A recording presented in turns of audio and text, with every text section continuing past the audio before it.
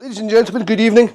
This is the 22nd of December, it's Sunday evening, and this is our last kind of podcast from 2024. As you can see, we're not in the studio because we thought we would just chill, I think, have a beer and relax. So here we are. I'm going to take my glasses off. This is our year in review. We want to talk about how things have changed quite a lot over the last year and what's happening in our lives, what's happened in our lives, what's changing, and then we'll finish off with what our plans are for 2025. And there's a lot to talk about there, well, especially in Gordon's side. In fact, on both our sides. Very different plans, but well, let's just do it chronologically. Then we'll know where we are. Yeah. So we obviously started this channel from a very dark place of loss and grief. And it was always about trying to find a sort of cathartic outlet, you know, and talk and start conversations and reach out to other people. Gordon came into my life quite early on in the channel's timeline and has kind of more or less become part of the channel now. Riding Through Grief is really two of us, isn't it? At times. Well, you're an integral part of what's happened. Yeah. But the big thing that I mentioned the other day, or this morning when I did the little podcast myself, was how life has transitioned through different phases, for me especially, and for you. And then obviously we've hit this time of year that's, I think everybody dreads when they've lost a loved one, is the first Christmas without someone by your side. Yep. So there's a lot to discuss, a lot's happened. I've come through various stages. People talk about stages in grief. The myths about it goes in chronological order and everything, it doesn't. It's all over the place. The 4 stages. Yeah. The crayon on the paper. Yeah, that's it. And I mean, I've been in a very, very dark place after Sarah died. In fact, I'd been in a very dark place for 18 months before she died because we knew she was dying from the very start. And it's been very difficult. And I couldn't see a future. I couldn't see anything. But here I am. Christmas is coming. I've got someone in my life now that's just changed dramatically, hasn't it? Yeah, amazing. It's just in the last couple of months, things have just, it was like a light switch. Yeah. Just a change. Yeah. So I mean, I had Big transitions. Nightmares of the trauma of Sarah's death that lasted for months and months and months and months. I'm lucky I've had, my work have been brilliant. I've occupational health department, I've had 3 months with them, and I've had 9 weeks with the Beatson Cancer Bereavement Charity, which I've spoke about before. That's been fantastic. And now you've graduated. And I've graduated, yeah. I went to my graduation in House of an Art Lover. Oh, lovely. And we had a wee tea. We had a wee bite to eat. And now you've all got a WhatsApp group. We've got a WhatsApp group. We called ourselves the Therapy Shadows. The Therapy Shadows. Yes. But we've changed it to, well, I can't remember, we've changed it to, sorry, my phone's ringing. But, so my year has been really up and down. So there's a couple of times where I thought I was doing well and then it just plummeted. Yeah. And Gordon, anybody out there that's lost someone can attest to this. You know, you just think you're doing great and something will happen. It's the stupidest little thing. My counsellor's talked about it. You're sailing down a river in a wee boat, and then suddenly it becomes, you hit the rapids and you're thrown onto the rocks, and that's what she called it, with this tsunami of emotion comes over you. I like that. You're thrown back onto the rocks, and it can happen at any point. Oh, aye. And I'd like to, you know, you brought up the subject of Christmas, and I will say that not just Christmas, but ever since the clocks went back at the end of October, and it got really dark in the morning and dark at night, and we hardly get any daylight up this far north in the winter. And I've found everything so much more difficult because I'm not out on my bike, I'm not climbing hills, I'm not going for walks. To the same extent as I was always out and about doing something. And I gauge it by that just after Ruth had passed away, my upset, if you like, was every day. You know, I was kind of breaking down every day.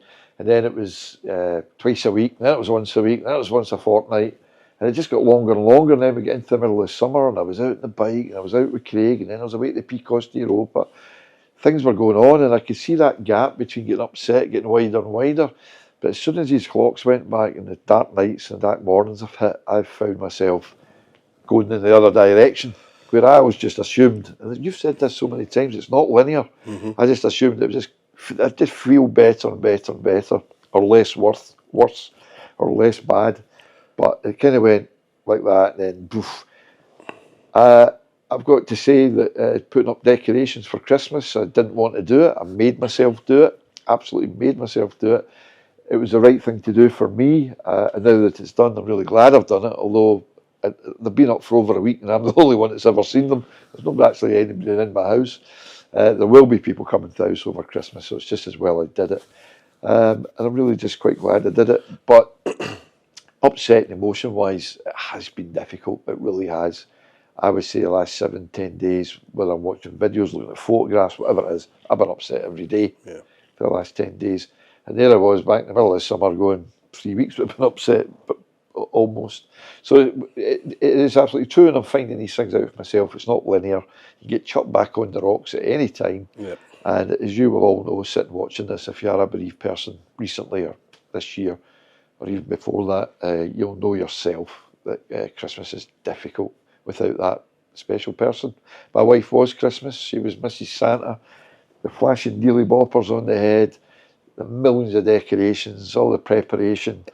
The place just feels so dead, but I'm glad I put up all the stuff. Didn't do it by halves, did it full on. Anyway, made me feel better. That's a good thing. That's an excellent thing. So that's my kind of review of Christmas so far. We're still to actually do it, and all I'm going to do is do my best. I'm going over to my sister's on Christmas Day. Some family will be there, my mum will be there, and others. But I'll be in that space where my wife was every year, and she wouldn't be there, so it's going to be hard, but I'll just put one foot in front of the other. And as Ruth used to always say, keep on keeping on, and that's what I'm going to do. Keep on keeping on. Quite right. I actually brought the decorations up, and they're lying in the bedroom. But with the fact that my house is getting practically remodelled, we've been moving furniture. Well, I say we. I've been moving furniture back and forward. Charlotte's in Sweden at the moment, and it seemed a bit daft to start putting up Christmas trees and decorations when I was moving everything around. Your floor's full of electronic gear just now. It's all my camera gear and my studio gear was in these cupboards that are behind us, and I had to empty them to move them, and it's you don't need the girdle of Christmas trees as well. Yeah, I decided that I wouldn't put the tree up, and it was. I had said a few weeks ago I didn't want to celebrate it. Part of me still a wee bit like that, but I thought I kind of caved in because Sarah loved her decorations. She loved everything up, and the place always looked really Christmassy.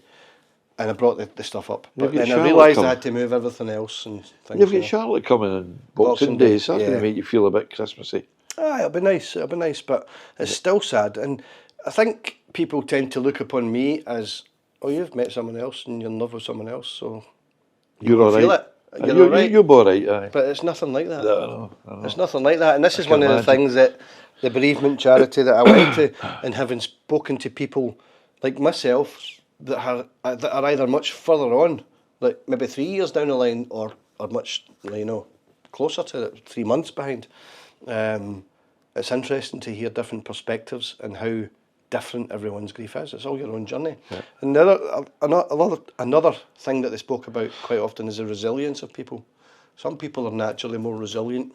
We talked about this. I talked about this to my counsellor. Yeah. People's, I won't go into all now, bore you all to tears, but people, I think, being analytical, I think we all have different types of resilience. Yes, of course we do. Different types to do with the way you live and what you've done during your life. Yep. Different things that have happened to you. For me, I will just say this very quickly, and I won't go into the details of it, but by the time I was 8 years old, I was in 4 primary schools. I've not only changed jobs in my life, I've changed careers and then went back to other careers. I, for the most part, good stuff, I embrace change. I'm used to change. Yeah. That's my resilience. Other people's resilience will be of a different type and for different reasons. But I'm someone who's had a lot of change in their life. I mean, God, I think I've owned 50 cars and 20 motorbikes, so there's change for you, and about 20 houses. Lived in all different parts of the country. So that's my resilience. But as you rightly say, we all have different levels of resilience for different reasons. If you've been wrapped in cotton wool all your life, perhaps you've not got very much resilience. But yeah, it's just everybody's so different. Every journey's different. Someone said to me at the bereavement group that she's 3 years into this and she will never meet anyone else. That as far as she's concerned, she's still married to her husband, and that's absolutely fine. Yeah. I felt like that. Yeah. Someone said to me, "Do you think you might meet someone?" And I was like, "I mean, don't talk shit. You know, that's never Well, going to happen." that was that guy about 4 days after the funeral that said, "Never mind, you'll meet someone else. You want to punch his lights out." Yeah. The thing with Charlotte sort of came and hit me like a punch in the head. It just sort of came out of the blue. Charlotte was there as a, I don't know, a confidant, as someone that I knew from before and spoke to. She was very empathetic when speaking to her, very understanding. We just kind of fell back together after 20 years. Unique set of circumstances. But totally unique. It doesn't stop the grief. It doesn't change it. No. It doesn't. This is the big thing that trying to explain to people. Now, we've said this in podcasts about this metaphor of grief, of you representing a jar and grief being a heart. It doesn't go away. And this is where you found it. You thought yourself, you're getting better and better and better and better, but that grief stays the same. It's you that grows around it. But if you find a circumstance that brings you back down again, like Christmas, you suddenly go, woof, and then the grief suddenly takes over much more of your emotional, side of things. So I still have difficult days, despite having someone else in my life. It doesn't stop me having difficult moments. When I moved that cast from there to there, and I held Sarah's hand, it doesn't take that away. And I'm lucky that I've got someone in my life that is very understanding of that, of that need for me to still grieve and still work through this. That's unique as well. Craig, a couple of weeks ago, made a montage, put it on the channel, of photographs of him and Sarah down through the years, and it set a nice song to it as well. And when I saw it on his channel, I thought, I don't have the talent he's got for editing and music and stuff, but putting a montage of photos together with a bit of background music doesn't take an awful lot of technical know-how to do. So I did the same and stuck it up on Mr. Whiskey M8, my own channel. And that was about 2 weeks ago. And up until 2 days ago, I only ever watched it once, the time when I made it and put it up. I couldn't look at it after that. I've not watched it either. Oh, it just cracks me up. And I have watched it once. I watched it the other night since I put it up there. And that can tear you back down quite easily. I put off doing that. I had planned to do that sort of video a while ago. I mean, I'm going back months, and I couldn't do it. I tried, and I couldn't do it. But then I've started finding myself getting into the music again and writing songs. And when I wrote the couple of songs that I put on it, and then the Riding Through Grief song. I like that song, Riding Through Grief. It's good. I like it. I decided now's the time to try and do something, and the music that I put to Sarah's montage was very appropriate to that sort of thing, and it was I found it very difficult. The music is on mine, and when you created those songs with a bit of the studio and a bit of AI and all the rest of it, again, the talent. So what I did was I just uploaded some music that I got obviously off Amazon Music, because I've got about 3 subscribers. I can do things like that. It's only when you've got over 1,000 subscribers your channel becomes monetarised, and if you're monetarised and you use songs that are copyrighted, you're going to get into trouble. Whereas at my level, I can use whatever I want. So the music I put on was 2 singles. For those of you who are quite young out there might not know what it is. Back in the day of record players and records, you had singles, a 45 or an LP with more tracks on it. It was a 33 and a third. So the first 45s I ever bought, Ruth, was Everyone's Got to Learn Sometime by the Corgis. Bought her that when she was she must have been 15 or 16 when I bought her that. And then there's another track there, that was the second single that I bought her. Stuff that's very relevant. So it's relevant. So anyway, as we said, they're bloody hard to watch. You're smiling and greeting at the same time. But it very much diminishes the sort of the theories out there. People that haven't walked in our shoes don't know what it's like. So folk have opinions on what grief should be, and they come up to you and say, "Oh, things will get better. Time is a healer." Aye, that old chestnut. Time is a healer. You'll move on. You'll meet someone. Grief is all over the place. It's just like it's crane scribble. It's not a linear thing. And see the 5 stages of grief that you'll often hear people mention. That was actually a study that was done by a doctor with a person that was dying. Right. It wasn't, and it's been interpreted through the years. Yeah, the 4 to 5 stages. 4 or 5 stages of grief. I can't. We talked about this at the bereavement group. It was about dispelling myths, and it was actually a paper, a study that was written with someone that was dying. Yeah, I remember you saying this on one of rather the podcasts. than people that are watching someone die. So it's a very different journey, you know. But it's been so that's where we're kind of at. It's been a up and down year. It's been a roller coaster. I've went from. I mean, I said in my little video I did the other day, I went from wanting to end my life to looking forward now to a new life. How did that come? How did that happen? Your set of circumstances are totally unique. It's just like, I don't know where it came from. I don't know, I can't even put it into words sometimes when I think about it. It's like a bolt out of the blue, isn't it? It's amazing.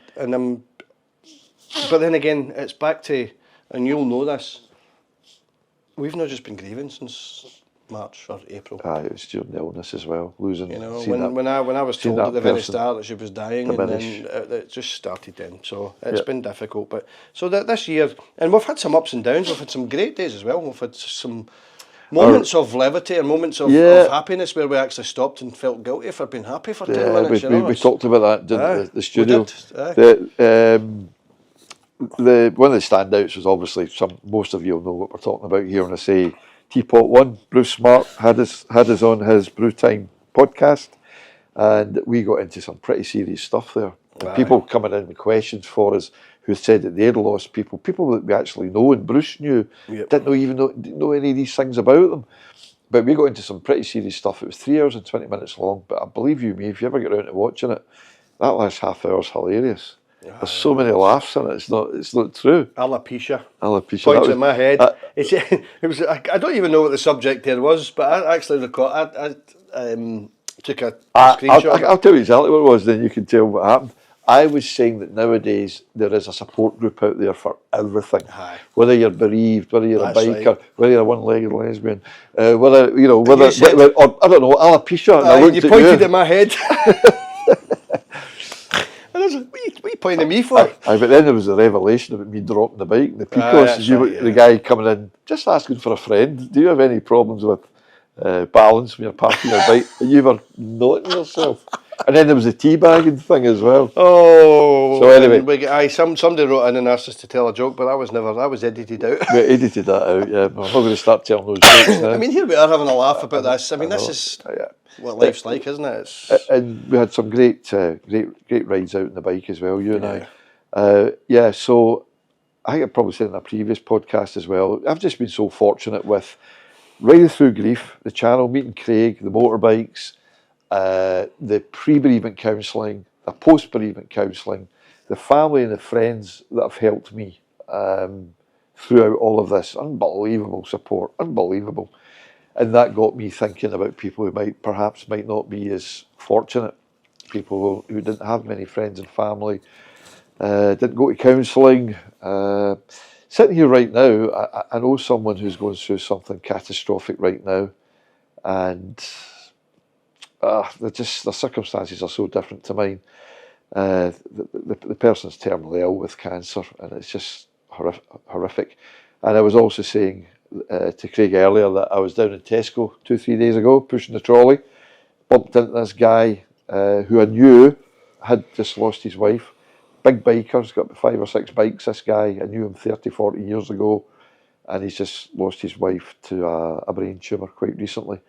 And here I was, talking to another biker, lost his wife, he lives 5 minutes down the road from me, knew him decades ago, and it just makes you think how many people are going through something like this. You know, so many. Something we mentioned, what you talked about the other day, it's quite shocking. I mean, obviously cancer seems to be much more prevalent than it used to be now. When Sarah was being treated, I mentioned that to the professor, and he says, well, there's a backlog obviously because of COVID.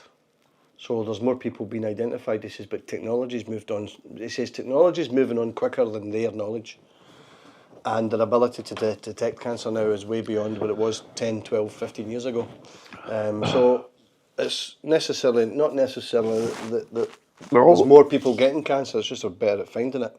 All of that is true. I don't doubt any of that for a minute. But the big thing that you touched upon is that even just through this channel, the amount of bikers out there. I know. Not just general public, but bikers, specific bikers that have come on and lost their wives, husbands. It's frightening. And of course then there's the people that aren't bikers, which are also on the channel. It's quite scary. And you know what it's like when you lost Ruth. When I lost Sarah, I felt like the loneliest person on the planet. Yeah. For that short period of time. And it was starting this channel that you contacted me first of all, and then other people have come on and the support's been incredible, and all of a sudden you realise that, wait a minute, I'm not alone. Definitely There's hundreds, thousands, millions of people out there that are feeling grief or PTSD, depression, anxiety, all under the umbrella of mental health issues, you know. You know, you're talking about walking a mile in somebody's shoes before you know what they're going through. It's amazing. Maybe, I don't know, maybe I wasn't that empathetic or something in my younger days, I don't know, but it's truly a revelation to me that when you walk a mile in someone else's shoes and you feel real empathy, because this guy I met in Tesco, and I'm talking to him, we're both more or less in the same boat. It's amazing how connected to him I felt and knew what he was feeling. When I heard about this other person, and these people remain nameless, somebody I know really well, it's just been revealed that his wife's got stage 4 cancer and she's terminal. And he's telling me this. Just the way I feel towards these people, I always feel more sorry for them than I do for myself, if that makes sense. It's a real connection, when I meet somebody and I hear that they've lost somebody to cancer. It's just a connection and empathy that wasn't there before. There was sympathy, but there wasn't the same level of connection. I've found that I've got more empathy towards people now. I think since Sarah was diagnosed, I started to look at people in a different way. I started to think about life in a different way. Yeah, it changes you. Absolutely changes you. And one of the things I remember talking about to Sarah actually was that I wanted to change how I led my life and try and help people or do things. You've pretty much embraced that side of things, haven't you? Yeah. But it's difficult. It really is. But what we need to focus on, obviously, is that we've come through this. When I say come through it, that sounds like it's finished. That's probably the wrong saying. I think the overriding theory here in Riding Through Grief is it never ends. Yeah. Said this before. Haven't we? Yeah. So we're going to continue, and we're going to look forward into next year, and we're going to have plans. We've got things planned. Gordon's got tours planned, which we're going to talk about just in a wee minute. Well, we're just talking there about having some good laughs as well as all the serious stuff. Craig's flat, I'm sitting in Craig's flat just now, and we've just been talking about whether to put up Christmas trees or not and all that good stuff. If I just move my head to the right, I can see a 50-foot Christmas tree right out the window. We're sitting right opposite Paisley Abbey here, right in the centre of town, and I can see this lovely Christmas tree. And it's a great location for a flat because Craig's local. It's just across the road, literally. Oh, there'll be a bar. I could literally fall out the house and I'm in the pub. Yeah. And there's a nice restaurant just below us to the right as well. So last Wednesday, Charlotte was in town, so I decided to come up to Paisley. I'd go and have a few beers with them in the pub just across the road. And it was a good laugh. It was good to meet. Brilliant. It was absolutely brilliant. It was great to meet Charlotte. She's a good girl, absolutely. And I had too much to drink. I had quite a bit. And what did I do when I got home? I grabbed a bottle of whiskey and had some more, but not in a self-destructive, depressive way. That was a bloody great night. It was a good way. I want a couple more. So I was meant to ride a BMW R1250 GS the next day, go for a test ride. I had to phone them up and cancel it because my head was thumping. Hungover. A sore head, a sore head, hungover. So I never made it out on the bike. So we'll get that done after the holidays. So I'm thinking of getting a GS. We'll see. I can see you in a GSA. I really can. Just as Bruce always says, not another GS wanker. Well, it could be worse. I mean, anybody that rides an RT's passed it. Well, Apparently. Apparently. Allegedly. Allegedly. So that was a laugh, and we've got this. We've talked about the radio, haven't we? We talked about the BBC. On the radio. We've got some other things lined up for next year. I've got some tours lined up. One is just booked it today, Beyond NC 500. So that's essentially a Scottish tour that starts off in Newcastle. Would you believe? Anyway, we have to go way down there. I said, can I not just join in as you come up to Edinburgh or something? He says, no, you've got to be there for the briefing. It's a legal requirement. Really? Yeah, because they do this big briefing now at the start of these tours, after what happened to the poor chap. Oh. So it's all a kind of legal thing. Yeah, I remember that, so we've got to do that. So I've got the Scottish one, I've got a Northern England one, Lake District, Yorkshire, Northumberland. That'd be nice. That'll be nice. And we've both got the Pyrenees to look forward to. Pyrenees in June. I'm looking forward to that. That's my first sort of big European tour on a bike. Never done it, so that'll be good. So I'm thoroughly looking forward to it. I think we did mention in the channel one at one point.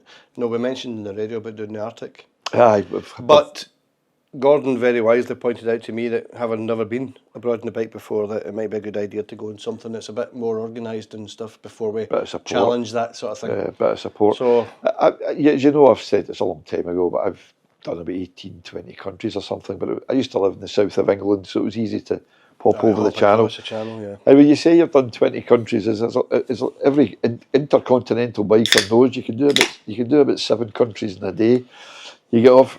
You do down into England to get your ferry from Newcastle to Amsterdam. So you've done Scotland, England, Holland, and then you go Belgium, Germany, and Liechtenstein and Luxembourg, and then you drop down into Italy, and you've done 8 countries. Just in that one trip in 2 days or something. We will do the Arctic. That's one of my bucket list things. I know. But I'm thoroughly looking forward to the Pyrenees. That's going to be incredible. That'll be good. Part of a bigger tour as well. Do you know, I almost wish we were going across the channel and riding through France. I've been to France many times. Great country for a bike, great. And come at the Pyrenees from the French side and go over into Spain and then turn right and go to the Picos. Because we're going down to Plymouth and then going over the ferry to Santander. And then we leave by the same place. But I think what might have been better is to go across the channel, come down through France, over the Pyrenees, turn right, along to the Picos, and then Santander or Bilbao and go home and do a big sort of loop. But it is what it is, and it'll be bloody good. You know, it will be good. We'll see how the RT handles itself in amongst all the GSs. It'll be fine. It'll be fine. There'll be like 20 GSs and 1 RT. There was a few different bikes there. Not everyone had a GS. No, it's they're so popular. Somebody had a Ducati. A Multistrada. No, it wasn't. It was like an 899 or something. I think TMS had. I might be getting this wrong, but it was that style of bike. It was a Spanish guy. Right. Jesus! On a super bike. What am I looking for names? That being said, he fell off it. Oh, did he? He could have hurt his ankle. Was that a big fall? I'd have taken the Hayabusa and I'd run like that. He always called me Gordini. He still calls me Gordini. I can't think his flipping name. Jose. Jose. It'll be spelled Jose, but it'll be pronounced Jose. But he lived in England all his life. He was an English guy, but he was Jose. And he was brilliant because we didn't even know that he was Spanish. And when we started getting into a mess in restaurants and hotel receptions, he just stepped forward and started talking fluent Spanish. It was brilliant. So anyway, got all that to look forward to next year, and I'm going to Australia to see some cousins over in Australia. That'll be amazing. And the plan is, one of my cousins is a biker, and I'm going to hire a bike and go up the Gold Coast or somewhere, go on a trip. One of my bucket list items actually is Australia, and it's to cross the Nullarbor Plain from east to west. It's about 3,000 kilometres. It will be at least that, yeah. Apparently there's a road. They said there's a roadhouse about every 200 kilometres. What's the plain called? Nullarbor Plain, I think. Nullarbor. Is that where Ayers Rock is? But it's just a desert road that goes from east to west. That big rock in the middle, Ayers Rock. It was I don't know if anyone you've ever watched it, but do you remember Henry Cole? Yes. Presenter used to do the world's greatest motorcycle rides. Yeah. He done it. Right. And that's how I found it. It's on telly. You might be able to find it somewhere, yeah. But he hired a Harley Davidson Street Glide. Right. And a sat phone. Right. Because obviously Australia's so vast, Aye, you go don't off. guarantee a cell signal. But yeah, that's one of my bucket list items. So that might happen in years to come. Charlotte might come with me and she'd sit in the back of the bike. There you are. You never know, mate. You never know what's round the corner. You really, really don't. I'm thinking of people say, "Oh, you're going to fly to Qatar or Singapore, spend a few days there." I have got an airport 7 minutes from my house. There is no way I'm going to Manchester or Heathrow just to save a few quid. No. And there's a daily flight, Emirates Airlines, going to Dubai from Glasgow, and then Dubai onto Sydney. That's the big the Airbus A380. Airbus A380, yeah. Well, that reminds me, an update. I don't know if I said this. Have you told anyone about your flying? I think I did on the last one. I started flying lessons about 6 weeks ago. And I've always been an aviation geek and wanted to learn to fly. Never the time, never the money, never do. Apparently it's no thrilling enough, but on a bike he needs to be in there. 3-dimensional. But the thing is, I went for one lesson and I really enjoyed it, really did. I just, round peg, round hole, really, really loved it. But then I was due to go again about a week later, and it was a low cloud base, 500 feet cloud, you need about 2,000 feet. Bearing in mind we're in Glasgow, I mean, flipping, you reach up and touch the sky some mornings you come out of the house. So anyway, so it was cancelled, and then so I waited another 7-10 days to go again. What happened then? My instructor got COVID. So here we are, weeks into it, and I've only been up once. I'm scheduled to go back up 28th next Saturday. Is that only one ship, isn't it? I've only been up once. 28th of December, I've got a lesson. What's the odds? I mean, if next Saturday's the same as yesterday Saturday, blowing a hoolie, pissing with rain, low cloud, I'll be cancelled enough. At this rate, I'll be 70 by the time I get this licence. But anyway, that fits very well in with your whole mantra of live your life, doesn't it? It does. It's something that you've always fancied doing. Yeah, do it now. What's the point in getting to your grave and thinking, "Oh, I wish I'd done that"? I know. Well, that's what Bruce talked about. His mum said when she was dying of cancer, "Don't get to my age and my position, my situation in life, and regret things you haven't done." That's partly why I'm embracing everything with Charlotte, because I could... That's your version just now of living the big life. Well, I fought against it. In fact, Charlotte told me that I was I won't use any expletives, but I was a ton of work. Because I was kept pushing her and pushing her away, you know. It's a big thing, mate. It's a big thing. I mean, I could talk about flying lessons. I could talk about going to Australia. All very big, nice things to be doing, but compared to actually talking permanency, when you find someone in life, you talk about, people joke about people that move heaven and earth. She's moving country, selling her whole life, her business, and everything to come over here to be with me. Who gets a chance like that? Leaves her whole life to come and live with a man who's got beer mats that say ball bag on them. Badge of honour, ball bag. What does this one say? My wee pal. My wee pal.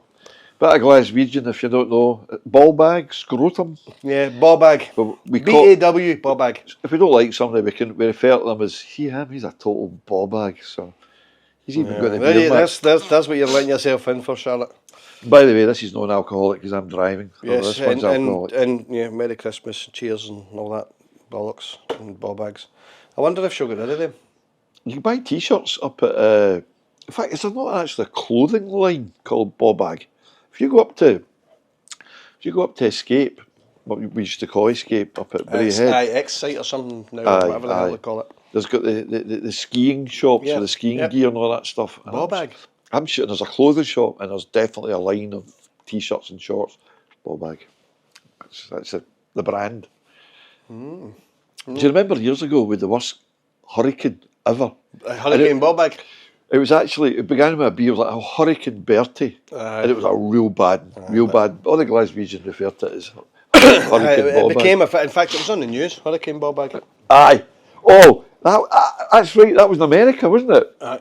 Yep. Somebody, a journalist in America, so it was a joke here, it was Hurricane Bertie, and we were calling it Hurricane Ball Bag, but it was said so many times that foreign news agencies actually thought the hurricane was called Ball Bag.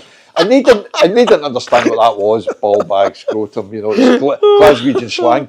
And if you went on an American news channel, there was a guy there with a straight face seriously going, and in Scotland today, there was a hurricane ball bag that blew down so many cars and trees and houses. And that was funny.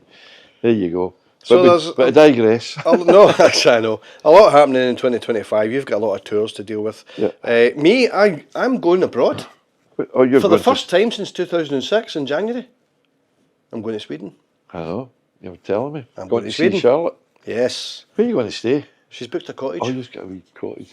Yeah, she's booked a wee cottage near where her shop is, which is in Strängnäs in Sweden.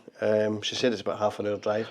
So I am thoroughly looking forward to that. That sounds good. And she may even be coming back with me. You might need your snowshoes, that's all. Yeah, we'll be fine.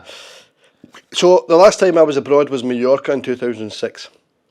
I haven't been since. This will be my first trip, and my second trip abroad will be on the bikes in the Pyrenees. Brilliant.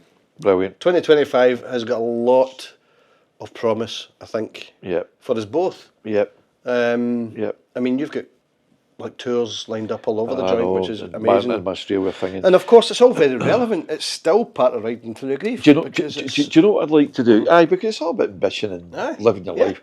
Do you know what I'd like to do? And I'm not going to say this, I'll say it, but whether it comes to fruition, but I'm quite serious about it. I dislike these winters so much now. The darkness, the older I get, the more I detest it. And when I get back from Australia, it'll be probably in November, and I'll just be going into this period of time again. Mm-hmm. So I'm thinking to myself, I'll tough it out. I'll tough out November. I'll tough out December. I'll do Christmas again, best I can. But see, when it gets to about 12th, 15th of January, I want to get myself to Spain for a long-term let and take my bike and no come back to April. You go, that's what I want to do. That sounds like bliss. I've got a friend that's recently bought a place. I'll come with you. Charlotte, sorry. Not get your work for 3 months. Whether I do or not, I've got a friend that's just bought a place near Benidorm, a big place as well. And I'm thinking of speaking to him. He's a very good friend. I've known him for 40 years or something, 30 odd years. And I was thinking of saying to him, look, I'll give you some money. You give me a key. I'm going to use this as my base. Yeah. And I'm going to go off and explore. I might go away for 2 or 3 days, but I'll always come back, use that as my base, go over to Portugal. Mm-hmm. I don't know if I'd be brave enough to go to Morocco, but that kind of thing. Sounds incredible. I'd do that. What an experience, what an adventure. Yeah, live your life. But we've got so many similarities. Lost our wives, got our motorbikes, season ticket holders at St Mirren, went to the same school, blah. Yep. But I'm more or less finished work, and you're 10 years younger than me, Craig. You've still got a good number of years. I still need to go to the grind every day. So, been there, done it, got a t-shirt. So, if I can do that, then I think I owe it to myself to do it. And I mean, talking of partners and females, and Craig's got Charlotte, obviously, as I say, a very unique set of circumstances. I've dabbled with the dating sites, and I've met women and been out for a coffee or out for a meal or something like that. But I knew Ruth from the age of 15. I was 18, she was 15. I just can't get my head round getting to know somebody from scratch. That's my problem. I knew that girl's whole life. I knew exactly what she was capable of, not capable of, what her worst was, what her best was. Yep. You're fortunate you've known this person before from 20 years ago. I don't know if something like that will happen to me, but it just every time I get with a female, I end up binning it off. I end up ending it. Charlotte and I had a thing 20 years ago, but she was too young. You like them young, don't you? She was only 19 at the time. What age were you? 31 or something? 32. 32. But we had... pervert test again, We talked about that in brew time, did we not? Aye, we did, the pervert test. Half your age plus 7. Half your age plus 7, if it doesn't add up. She's 39, she's 40 in March next year, so I'm 52, that's not bad. She's nice, she's nice. Like you were talking about, I can't begin to imagine meeting someone I've never had before. You might have to edit that. No, do you know what? Leave that in. Yeah. Okay. Leave that in, Mike. So Charlotte and I have got a history, right? We know that, but we never ever spoke or anything for about 12, 13, 14 years. Well said, I was alive, never had one conversation with her. And it's just strange how she came back in. Anyway, that's a long story. But that's a terrible way to put it, isn't it? Someone I've never had before. Someone I've never known before. I couldn't imagine usually you and your big having ends. to get to know a person. Yeah. Whereas I already know her history. Different I set of know circumstances. everything that's happened in her life. I know all the things about her. And we just sort of just fell together. And she was the one that got me through the worst of my And also, and again, low times is whatever we want to you know, and again, this is not for a millisecond to diminish anything, but I'm talking. I'm not comparing it to your life with Sarah, really. No, it's fine. It's cool. But 40 years. 40 years now. I mean, the minutiae of everything. Sarah and I were together for 10 years, which was amazing. And 4 of the years was illness.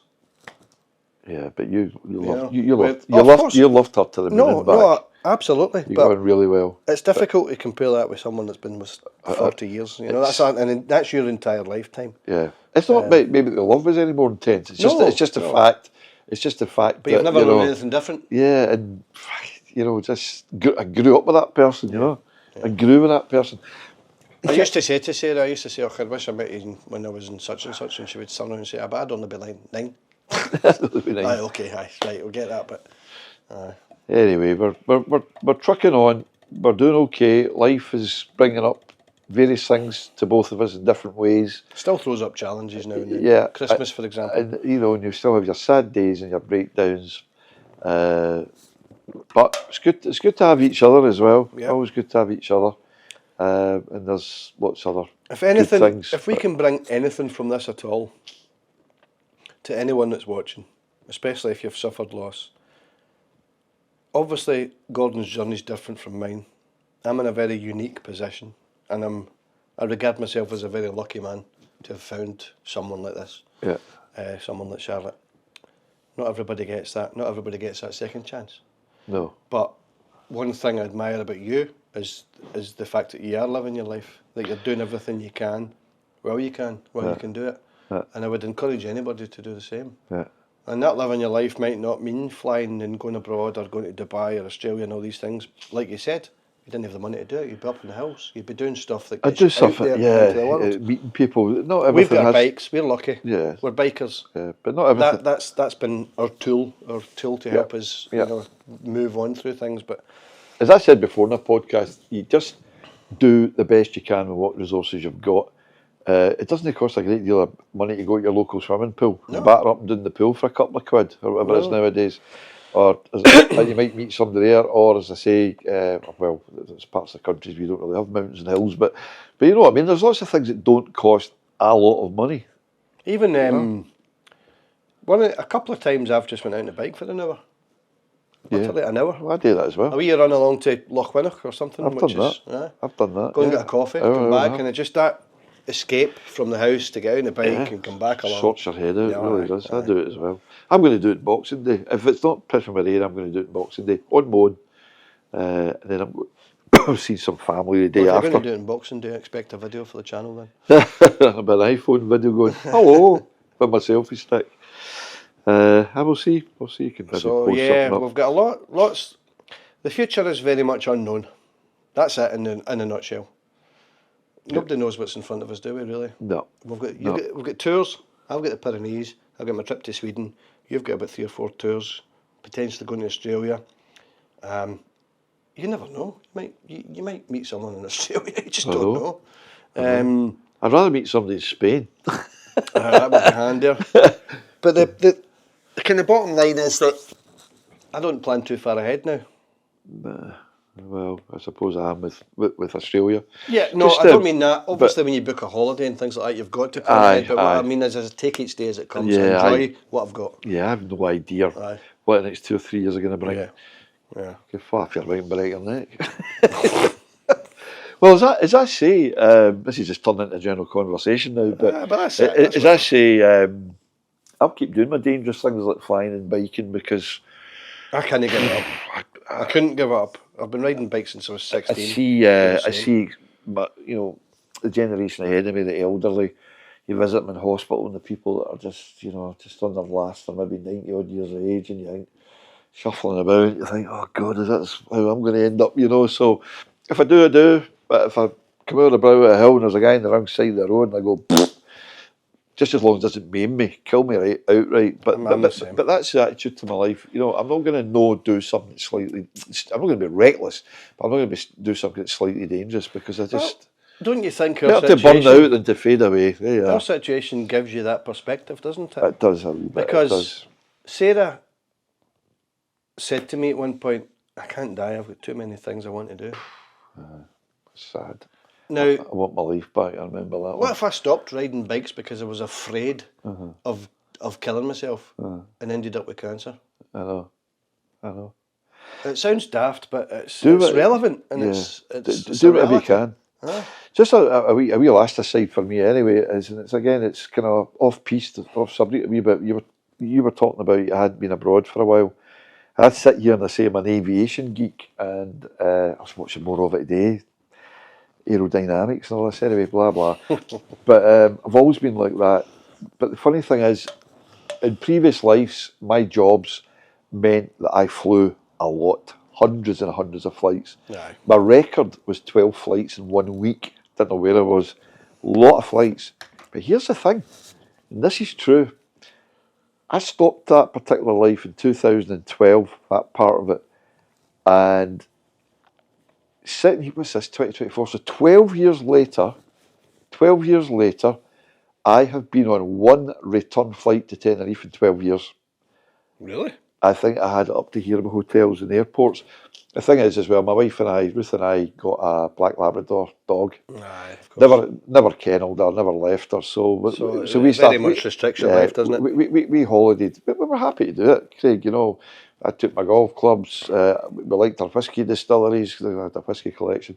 Liked to walk in the hills and do various things. But we holidayed in Scotland and the islands for a decade. You know, and never went on an aeroplane. It was our 30th wedding anniversary about 8 years ago, and we got our son to look after the dog for a couple of weeks while we went. Our honeymoon was Tenerife, so we went back to Tenerife, but we went 5-star and all that. It was really special place. We got back, the dog didn't know if it was New Year or New York. You should have seen it. I think it'd been up at 3 o'clock in the morning. My boy had his mates round and they'd be chucking bits of pizza at the dog at 3 in the morning. She was so out of sorts when we got back. But anyway, so I have always been into my aviation and my plane spotting and stuff like that. So, but there's the thing, I too have not been on an aeroplane for many, many years, apart from the wee one I went up in, and I actually had a shot at flying it, believe it or not. So, to be quite frank with you, I cannot be arsed with airports. This flight to Sydney is filling me with dread, you know. That'll be a long one. I was thinking of maybe going to Perth actually. I was thinking of going Glasgow, Dubai. Instead of 14 hours to Sydney, it'll be like 8 hours to Perth, where I've got an old friend. I might stay there a couple of days, then do 6 hours to 6 hours to Sydney. I'll see. Anyway, but yeah, all those hundreds of flights, and yet, you know, haven't been on a plane for years. I'm looking forward to going to Sweden. It'll be nice. It'll be a nice change. But anyway, I think we've started off with great intent there and ended up just a good old gab, which I think sometimes is the best way, really, isn't it? But so, yeah, we've pretty much covered Christmas. We've covered what happened in the past, looking forward, currently what's happening just now. You can maybe come up in the comments and say, if we've left something out here, stick it in the comments, but I'm good idea, pretty much thinking we've pretty covered all the bases. Yeah. If there's anything, an aspect to grief or bereavement that you would like us to tease out and talk more about, and it's something we've not really kind of thought of, then by all means, stick it in the comments, and we'll see if we can bring some enlightenment to it. I've kept all my handouts from the bereavement counselling, which are really useful, I think. In theory. Yeah, so it's stuff that's relevant. But anyway, I think we'll wind up there. Do you know if you had hair, we could be the hairy bikers, but you don't have any hair. So. No, I know. Oh, I've got some. Oh, sorry, I've got chin hair. It's the same colour as your hair. What was it Billy Connolly says? His head's on upside down, he's got a beard and a baldy. That's it. His mammy knit him. Anyway, whatever happens, Christmas is difficult for some of us. All I can say is, you know, I'm going to be in Moan on Christmas. Gordon's got different plans. We're all, in some way, having a shit time this year. Yeah. But we're thinking about you. Not alone. That's it. That's it in a nutshell, isn't it? And as much as we look really together, sitting here, and I mean together mentally, and plans to do this, that, and the next thing, and perhaps you don't, please be assured, and I know you won't take any delight from this, but please be assured, I go to dark places. Yeah, so do I. I go to dark places. I miss her so much. but you've just got to keep on keeping on, put one foot in front of the other, Yep. and do the best you can with what you've got, and keep going. That's about it, isn't it? Aye. Anyway, for what it's worth, Happy Christmas. a Merry to you all. Christmas to you. And a Merry Christmas. The best Christmas you can possibly have, and I really sincerely hope that 2025 brings a wee bit of positivity and a bit of hope. That's really all we can ask for, isn't it? Yeah, I can't add into that. So just take care, ride safe if you ride, and see you in 25. Tatty bye. Cheers.